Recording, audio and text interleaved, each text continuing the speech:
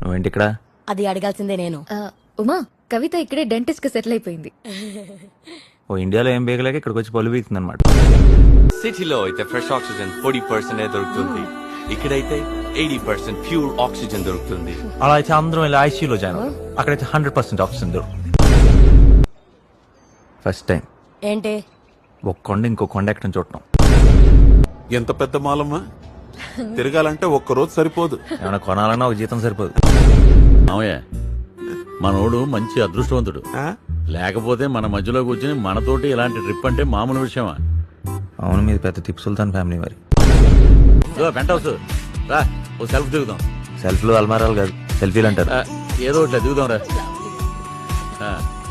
Location అటు ఉంది, అందుకే గట్టి పెట్టే. Hats off sir.